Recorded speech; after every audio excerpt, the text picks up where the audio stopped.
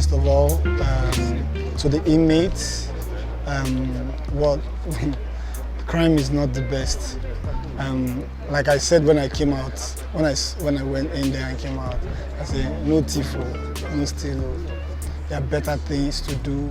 And like I was talking to them the other time, I was saying some people just go into this crime because they've given up on themselves. Some people also out of self-pity, they're like, man, if I die, I die. Let me just do whatever it takes. It doesn't work like that. You are never too young or too old to achieve anything in life. So the best thing is just have a positive mind, just stay positive every time. So yeah, again, don't go into crime. Crime is never the best. There are better things you can do. Freedom is life. Even if you don't have anything, so far you are free. Freedom is sweet. So please, my fellow youth, no crime, don't do crime.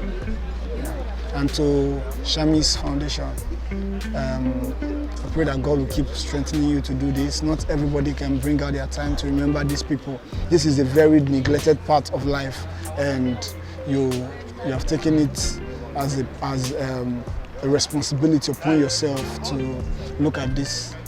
I mean, may God keep blessing you and strengthening you to do more, enriching you. Yeah, I'll always be a part of this anytime I'm called upon.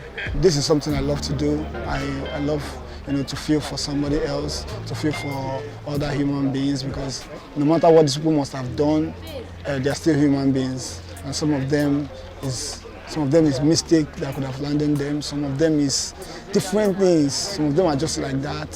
Some of them, but they're all human beings. So I just feel like when you come to them like that, at least a little part of them will know that, okay, all hope is not lost. There's still hope for me. Some people still care for me, and I like, to give them that notion, to give them that impression, and that is why I'm doing this. Thank you. First of all, I want to appreciate Shami's Foundation for what they're doing. Basically, I just actually saw some of these inmates, these people from the cell, and I think I saw a sign of sympathy, a sign of change, but we can't read everybody's minds, basically. Everybody have different mindsets. I wasn't actually happy that they were there, but I'm also happy that I was able to see people like this and are still alive. I think what I would advise them basically is, one thing is to come out, another thing is to change your character and attitude towards your former behavior should be actually changed. And I know it's not easy to do that under one day. What I actually think should be done is, if they're able to get out of where they are supposed to get out from, they should start doing something for themselves that will keep them busy in order for them not to go into what they've done before. I will repeat again, I appreciate Sham's Foundation, because it's not easy to come here, to let these people come out from where they are, get some breathing fresh air, to hear some advices from people like this, from us, and faces from people like us coming out to see what they've gone through. But I'll be honest with you, I always keep saying this: when they come out, they should try as much as possible to find something for them to be doing, which I will try my best also at the same time to find out, to make sure that is also part of the thing that's supposed to be done. Because once they get their hands busy, they say an idle place is a devil's workshop. Am I right?